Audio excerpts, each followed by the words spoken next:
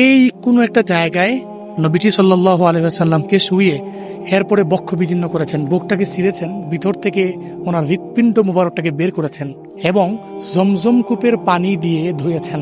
নবীজি সাল্লাল্লাহু আলাইহি ওয়াসাল্লাম যেই স্থানটাতে মেষ চড়াতেন, শৈশবকালের 4-5 বছর যেখানে কেটেছে সেই জায়গাটিতে এখন আছি এবং ধারণা করা হয়ে থাকে যে এই আশপাশের পাহাড়ের কোনো এক জায়গায় নবীজি সাল্লাল্লাহু আলাইহি ওয়াসাল্লামের সিনাচাক হয়েছিল। সুবহানাল্লাহ বিহামদি। নবীজি সাল্লাল্লাহু আলাইহি ওয়াসাল্লাম মেষ চড়াইতে ছিলেন, তখন হযরত জিবরাইল আলাইহিস সালাম আসলেন, নবীজিকে শোয়ালেন, তারপরে বক্ষ বিদীর্ণ করলেন, যে সিনাচাক, আলাম নাশরাহ লাকা সদরক, যে আলাম নাশরাহ সূরার মধ্যে প্রথম যে আয়াত আল্লাহ পাক বলেছেন, সেই সিনাচাকের কথা বলতেছি আমি। এই কোনো একটা জায়গায় নবীজি সাল্লাল্লাহু আলাইহি ওয়াসাল্লামকে শুইয়ে এরপরে বক্ষ বিদীর্ণ করেছেন, বুকটাকে ছিঁড়েছেন, ভিতর থেকে ওনার হৃৎপিণ্ড মুবারকটাকে বের করেছেন এবং জমজম কূপের পানি দিয়ে ধুয়েছেন।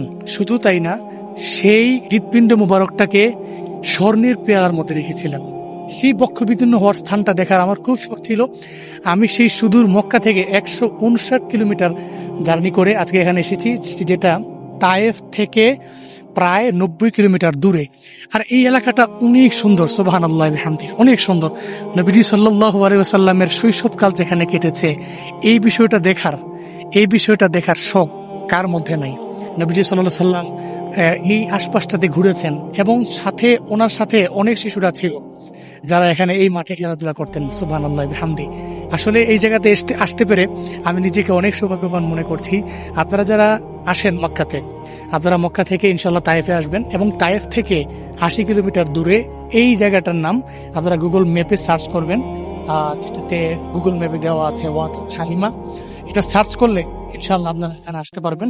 আপনাদেরকে দেখাই, আমরা কিন্তু একদম এই পাহাড়ের চূড়ায় অবস্থান করছি। আমরা ওই নিচ থেকে এখানে উঠেছি, আমরা এখানে উঠেছি, এই পাহাড়ের চূড়ায় অবস্থান করছি। আসলে আমাদের মূল উদ্দেশ্যই হলো নবীজি সাল্লাল্লাহু আলাইহি ওয়াসাল্লামের শৈশবকাল যেখানে কেটেছে, নবীজি জন্মের পর থেকে নবীজির পা মুবারক যেখানে লেগেছে, এই জায়গাটা নিঃসন্দেহে বরকতপূর্ণ। আমরা এই জায়গাগুলোতে হাঁটতেছি এবং চলতেছি, করতে পারছি, এটা আমাদের সৌভাগ্যের এবং ভালো লাগার। আশা করি আপনাদেরও অনেক বেশি ভালো লাগছে এই বিষয়গুলো দেখে। আর আমার ভিডিও বানানোর মূল মাকসাদই হলো আপনারা এগুলো দেখার পরে সেভ করে রাখবেন। ইন ফিউচারে আল্লাহ যখন তৌফিক দিবে মক্কা মদিনায় আসার, এই স্থানগুলোতে আসবেন যেগুলো নবীর সাথে স্মৃতি বিজড়িত। আল্লাহ আপনাদেরকে আসার মতো তৌফিক দান করেন। আমিন।